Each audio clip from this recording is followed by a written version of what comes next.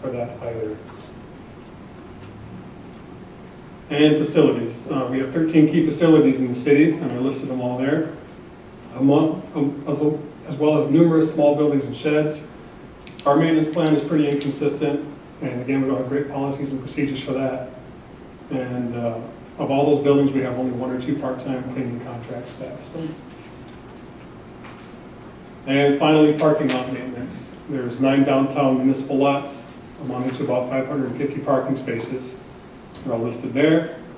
There's 3 lots at the parks, 4 lots at public facilities, so DPW, water treatment, wastewater, and fire. And again, not a great preventative maintenance plan for those things, for crack filling, routine paving, and pavement marking on parking lots. Something to be concerned about as well. I shouldn't really call this a new asset. This is really more of an asset that's coming back to us. It's going to be the showboat, which will be brand new. Shouldn't be a ton of maintenance to begin with, but again, we need to establish a budget for maintaining the showboat and for operating it and getting some policies and procedures in place for that. And at some point, the fairgrounds may come back to the city too. So once again, probably an additional cost and additional labor for maintaining that chunk of land in those buildings that remain. Okay, this is what I call my priority model. This is something I've been preaching to DPW. And think of this as a pyramid that you're building. Number one thing, safety and security. You have to have those things taken care of before you can move up to the next level. Next one beyond safety and security is operation and processes, and above that is asset management, all the way up to the top, which is aesthetic. This whole model represents that aesthetics are the least important thing that we need to worry about. Safety and security are the number one things we need to work on and keep working at that pyramid. Ideally, if we're in a wonderful utopia, we only focus on the aesthetics. Everything else is already taken care of for us. So here's our conclusion then. Our bucket's pretty full, much like the police department. We're at capacity. We can't take on much more, but we're doing okay. Adding more seasonal help during the summer can help to alleviate some of our workload. Underserved areas and assets coming back to the department are a concern for us. We don't really know what that's going to do to us. And DPW needs, at the moment, aren't overwhelmingly safety related. Again, referring back to our priority model. If we had a lot of safety issues, I would be a little more boisterous about getting those things taken care of. But I think if we hold the status quo, we're doing okay. So any questions? I'll go. Item 1. So, is there a way to alleviate some of your workload? Like we have talked, probably a year ago, Mike and I talked with Jerry Hale about us helping out at the township parks and them helping in turn with stuff everybody uses, the museum, the library. If that was more of a community effort, would that alleviate some on your end, or would it just be them helping out to help out? I mean, there's a potential that you could offset an activity and put more time into another activity. Yeah, that's. Well, the fire department's not just the city.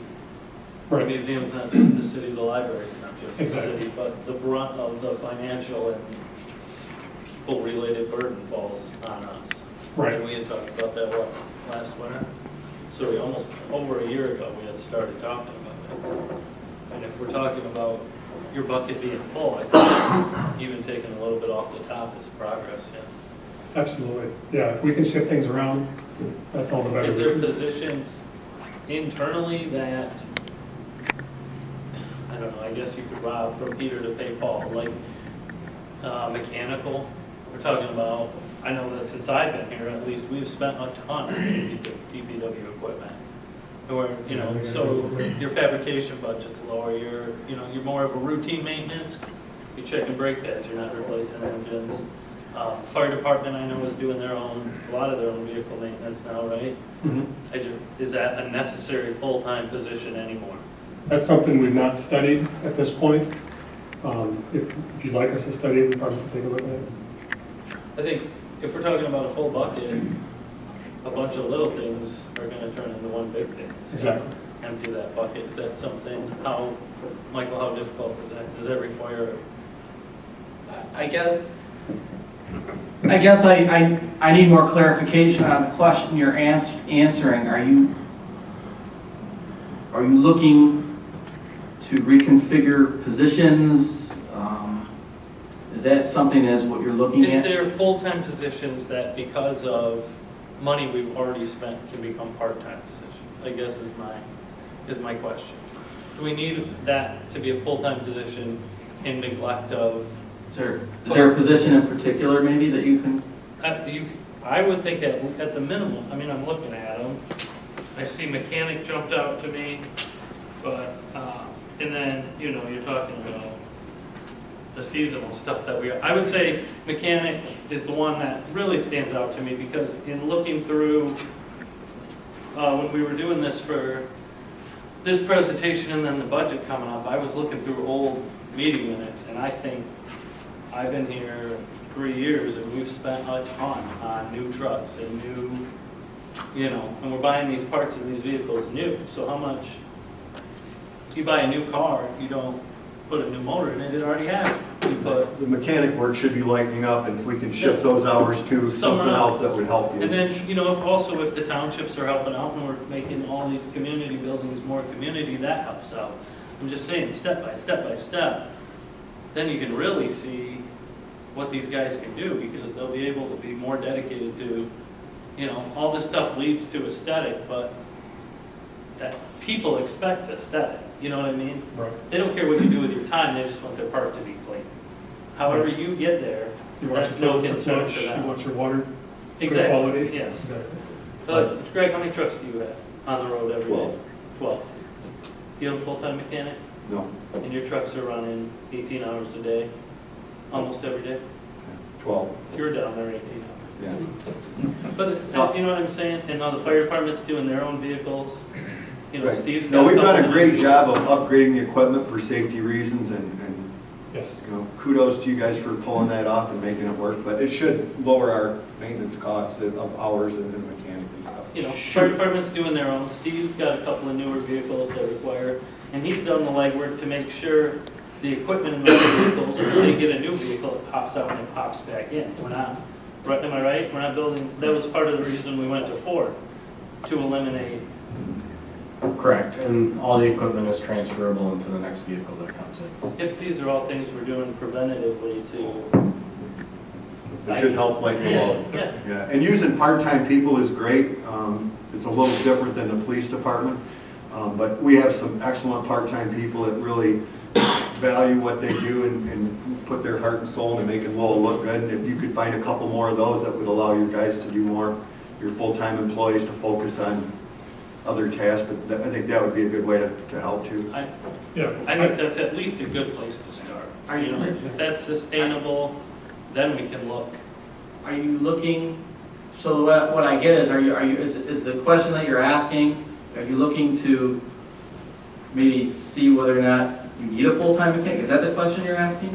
Yeah. I'm just trying to understand. Yeah, I don't, According to this, it looks like you just use 10% of your time for equipment. Is that the maintenance? What you have listed as equipment on here? Yep. So that's what, 200 hours a year? 10% of a full-time employee at 2,000 hours? So you spend approximately 200 hours a year doing equipment? No, that's 10% of our total. Total Total budget, budget? total Okay. hours, Yeah. which are 13,000. Okay. That's quite a bit. So that's 1,300 hours. Okay. That's 3/4 of a position. There's 2,000 Right, okay, hours in a makes sense. full-time position. I guess if that's what you want to do, some things you got to remember is what we can't do is we can't subcontract. no, that's not what That's not I'm, weird. I'm just saying, is there 40, 45 hours a week worth of work with all the other stuff we've done? I just don't want to see us buy a bunch of new equipment and have other entities do legwork to make their vehicles lower maintenance and an entire department take their entire fleet off the radar. Is it still a 40-hour-a-week job is my question. Yeah, it's a fair question. I think that's something that if you wanted me to look at that, maybe what we do is I would suggest maybe having an outside consultant come in and take a look at that to see whether or not, from an independent standpoint, that's needed. Now, I know what I'm understanding the question to be is if the need is for full-time, if the need is at that position. I know where my experience has been, community I had didn't have that position. not saying we can do that. I just want to make sure that the vehicles we already paid for stay. I want to get the max years out of them, right? And I want them to look aesthetically pleasing, but I want them to also be operational. But in order to maintain that, do we need one dedicated 40-hour is my question. Well, we're strained on all this other stuff. That's something that I think we can look into. I think maybe have somebody independent come in and take a look at that. If that's what the council wants to direct me to do, I can do that. Consensus on that? Does anybody have an issue with that? I think it should be a part-time job. I mean, this stuff's new. I don't want it to suffer. I'm not asking, for the stuff to suffer, but I just can't see it. I mean, I'm out and I'm asking, all these other businesses and entities who have all these fleets of vehicles. I went to 2 Men in a Truck and they don't have a full-time mechanic, and you're talking about 35 box trucks. Is it different? Sure. But I know a lot of it, when you first got here and I first got here, a lot of it was fabricating. Like, we're trying to drag these older vehicles out, right? So they don't fall apart on the road. And now we don't have that problem. And if that was, I remember the pitch being that was the majority of the time. When Ron was still here and then when you first got here. That was the majority of the time. We need this new equipment. And we made this huge press to buy all these vehicles and outfit them and make sure they were top of the line. But What's the cost, Mike, of having somebody look at that? Is that a $500 deal? Probably, maybe 500 to 1,000. It's not a lot of money. I think that makes My sense. suggestion would be we could either reach out to the Michigan Municipal League, or probably even better entity would be the American Public Works Association. Yeah. That probably would be somebody that I would. See if you can get us some free advice first, and then if we gotta pay somebody. But I think it makes sense that, the vehicles have changed so much that the work probably isn't there like it was. We just wanna make sure we're making good use of our employees. yeah, worst case, we're throwing a couple dollars at somebody to come and tell us you guys are doing the right thing.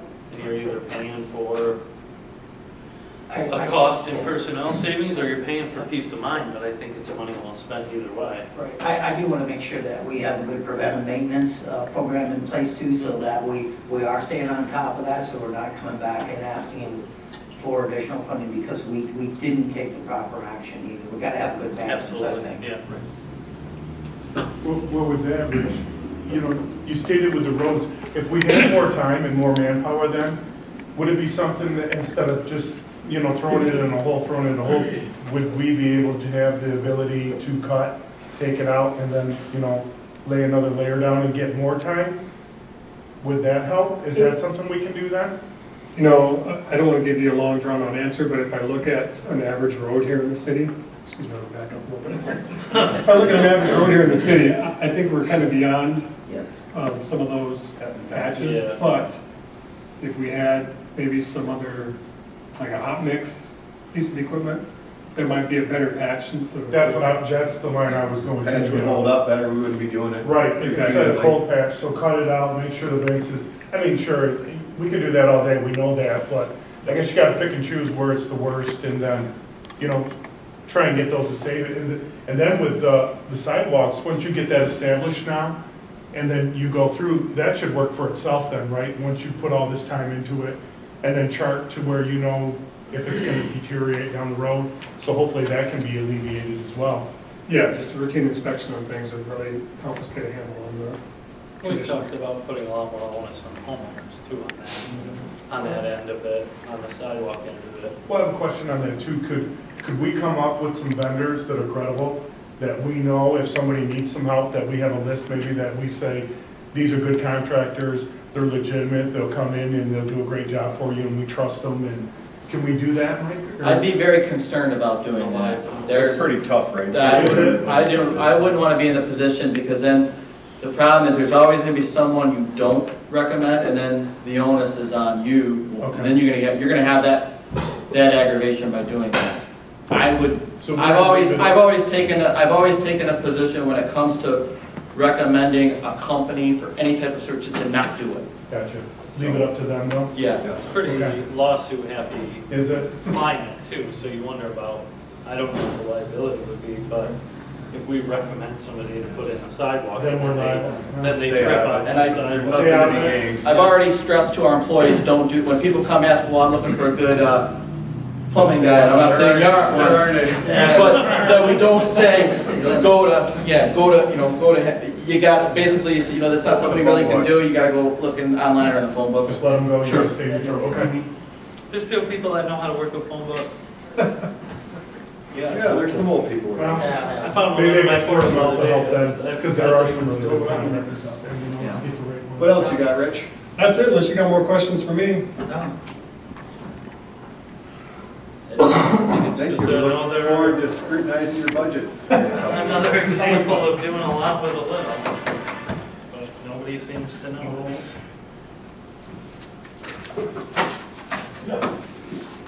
I'll get those shades ordered. Oh, hey, that's a Good. nice thing. All right. 15 minutes, it'll be below the road, we'll be okay.